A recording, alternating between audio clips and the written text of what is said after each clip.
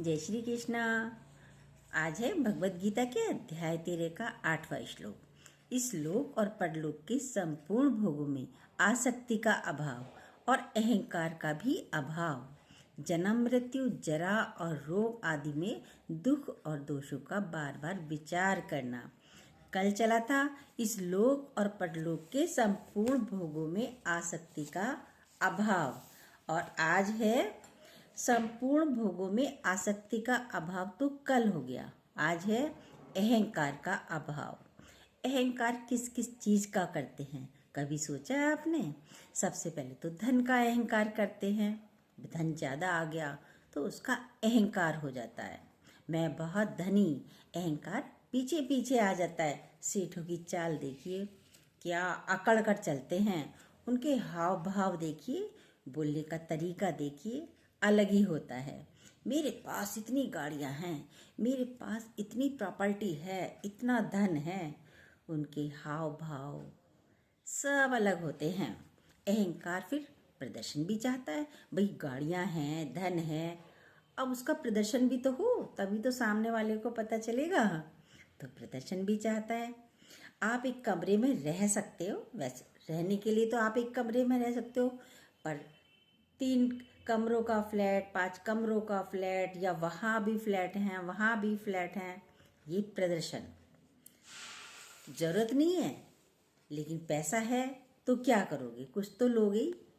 अहंकार पुष्ट होता है इन सब चीज़ों से। एक गाड़ी में भी घूम सकते हैं, पर नहीं, दूसरी गाड़ी ली, और बड़ी गाड़ी, और उससे और अच्छी गाड़ी, और पैसे की गाड़ी ज़्यादा ली। गाड़ी से क्या करेंगे फिर उसके बाद अभी गाड़ी ली, अब गहने लेने हैं, गहने लिए, गहने पहन कर जाएंगे।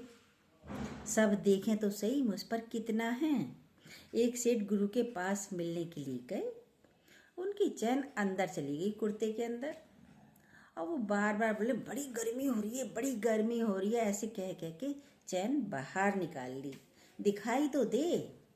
संत को आपकी चैन से कोई मतलब नहीं है, लेकिन दिखावा करना होता है कि संत जी आपके यहाँ बड़ी गर्मी हो रही है, ऐसे कहकर चैन को बाहर निकाला। धन का अहंकार, पद का अहंकार, घर में भी बड़े हैं तो बड़े होने का अहंकार।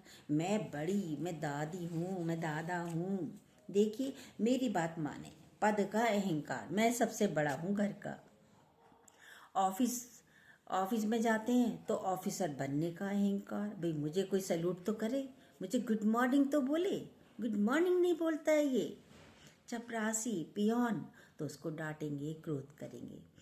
पद का मद बहुत ज्यादा होता है। देखिए कहते हैं यदि धन मिले, पद मिले, तो उसका मद मत कीजिए। प्रमोशन होते ही चाल ढाल सब बदल जाती है। ज्ञानी के अंदर अहंकार नहीं होता।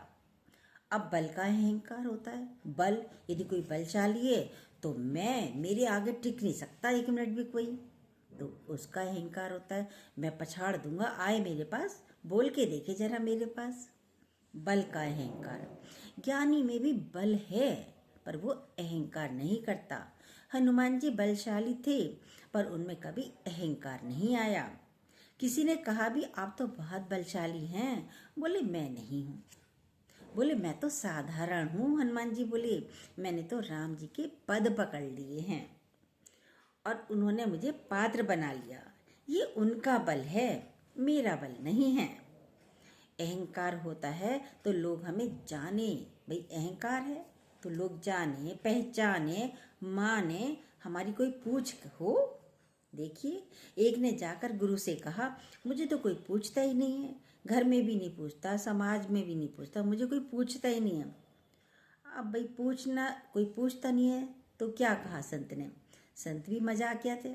उन्होंने कहा ऐसा है, आधा सिर गंजा करा लो, तब लोग आकर तुम्हें पूछेंगे। भाई क्यों पूछेंगे? अरे क्यों कराया गंजा आधा, क्या हो गया था? पूछने की जरूरत है ना तुम्हें, कि कोई पूछे।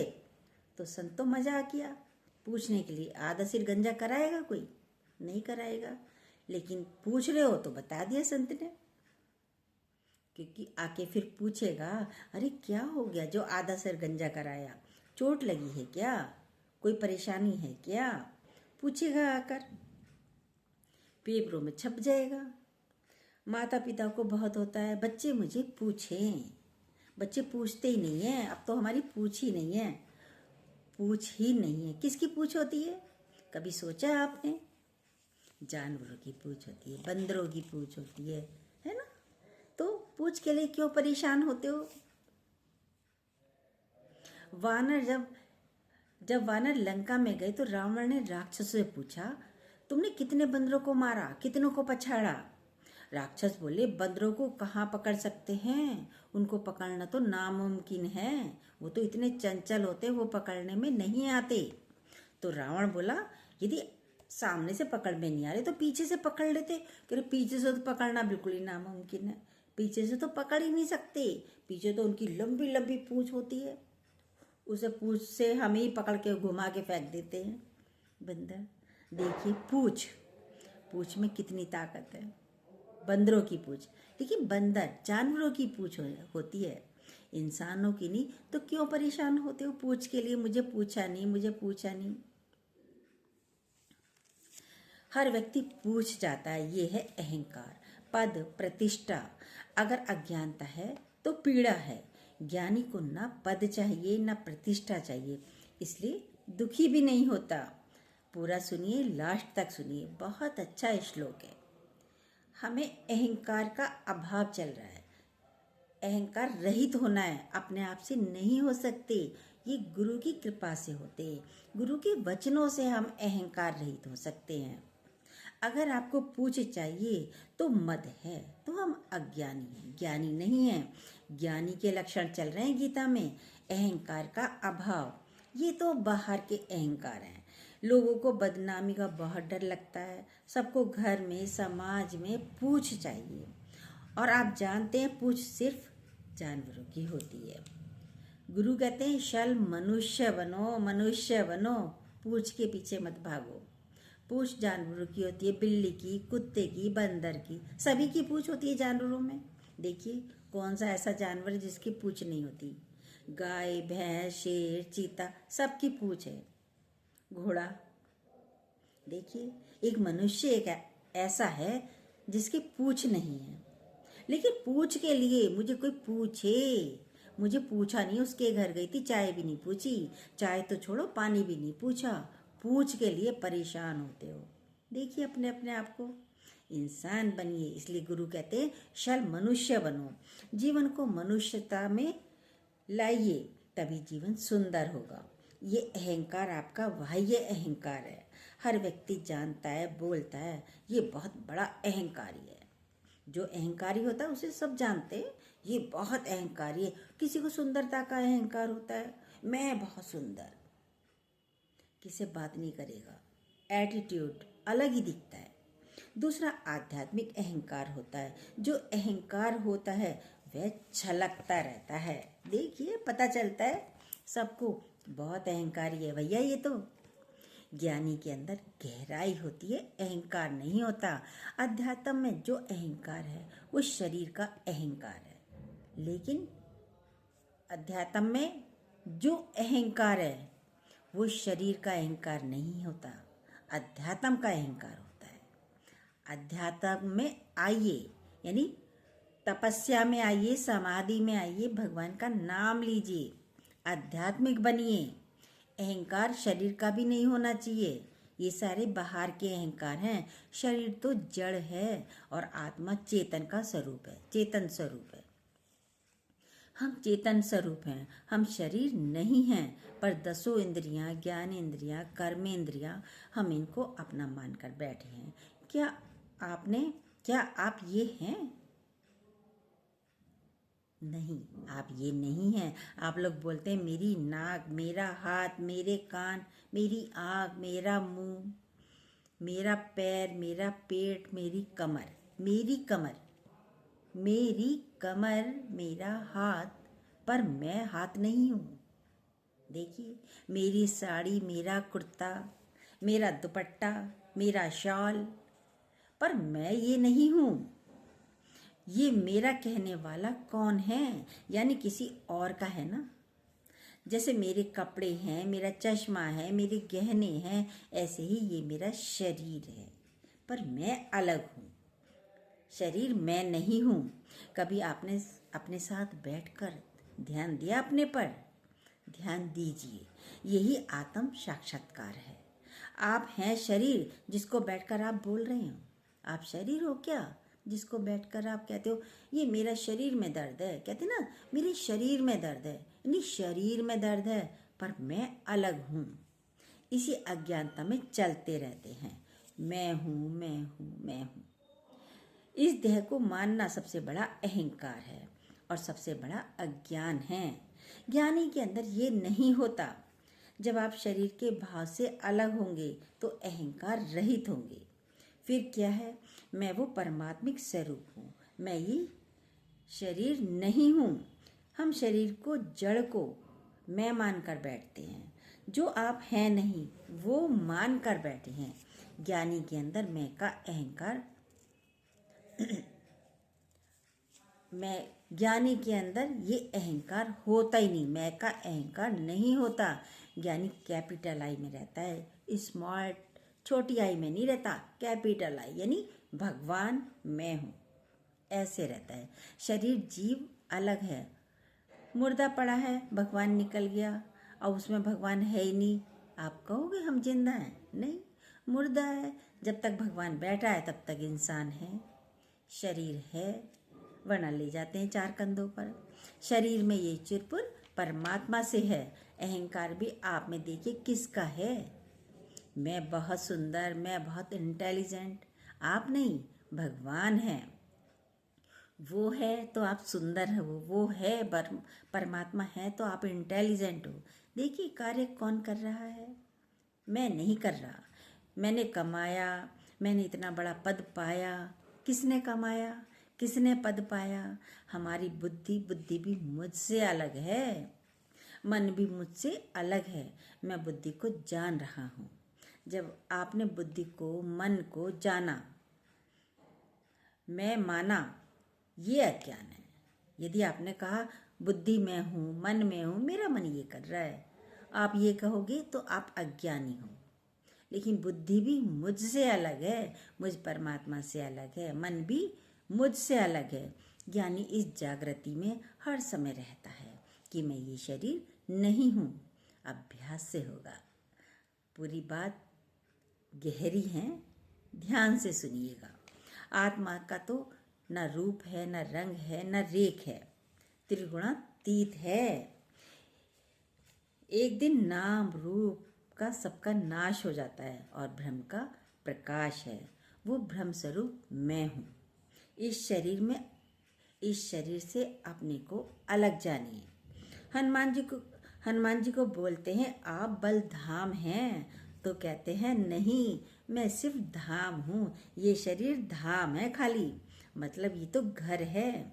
इसमें रहता कौन है? परमात्मा रहता है, राम रहते हैं, उनकी शक्ति है, मेरी नहीं। बल भी किसका है? परमात्मा का है। शक्ति किसकी है इस शरीर के अंदर? परमात्मा की है। जो घर में रहते हैं, वैल्यू किसकी है? परमात्मा की है, मेरी नहीं, हमारी भी नहीं है। हर बार भगवान को प्रकट करना है। हनुमान जी ने राम को प्रकट किया, ये ज्ञानी के लक्षण हैं। मैंने नहीं किया, उन्होंने ही किया सारे काम। बोला था ना, लंका को किसने जलाया? राम जी के पैर दबा रहे थे हनुमान जी। बोला लंका को किसने जलाया? हनुमान। बोले रावण के ताप ने जलाया प्रभु, सीता माता के संताप ने जलाया लंका को प्रभु, और आपके प्रताप ने जलाया प्रभु लंका को। कह रहे नहीं तुम जला कर आए हो। कह रहे मैंने कुछ नहीं किया।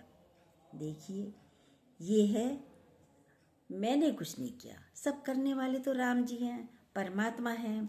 लंका खुद जला कर आए थे, जबकि हनुमान जी बोले मैंने नहीं जलाई, इसलिए उनका नाम हनुमंत यानी अपने मान का हनन करने वाले हनुमंत पड़ा। इसलिए पूजे जाने लगे हनुमान जी। अपने अंदर इस भाव को बना कर रखना, मैं ये शरीर नहीं हूँ। इसमें जो आसक्ति है वो अहंकार है। नाम की निंदा हो रही है तो हलचल हो जाती है। कोई हमारी निंदा करे तो बड़ी हलचल चिंता हो जाती है, परेशान हो जाते हैं। अरे करे सो करे, इस शरीर की कर रहे हैं, करके आया होगा ना ये भी निंदा, तो दूसरा भी कर रहा है। देह में आसक्ति है, मुझे ऐसा कह दिया, मेरी निंदा हुई, शरीर की हुई, मैं तो इससे अलग हूँ, मैं परमात्मिक स्वरूप हूँ।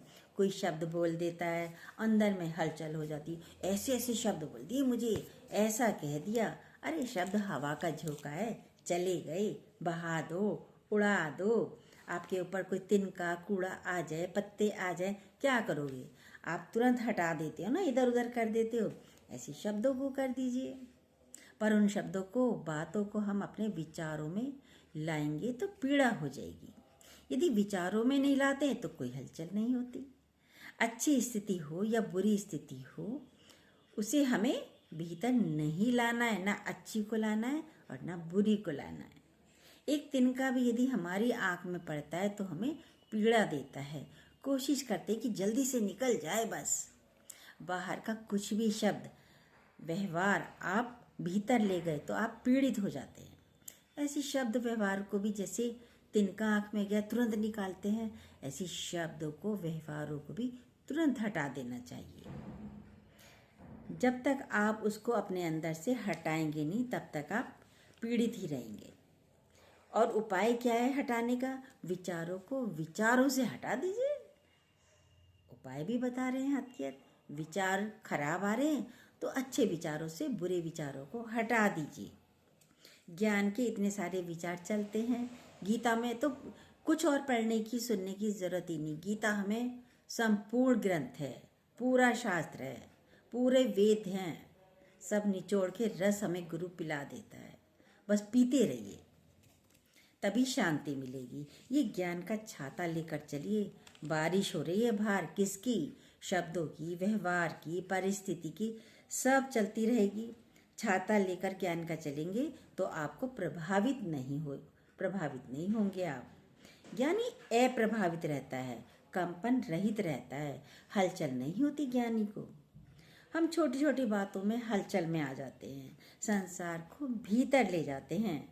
कभी भी बोला था कि कल भी बोला था कि पानी में नाव है तो सही है, लेकिन नाव में पानी आ गया तो हम डूबेंगे ही, फिर नाव डूब जाएगी, फिर हम बच नहीं सकते।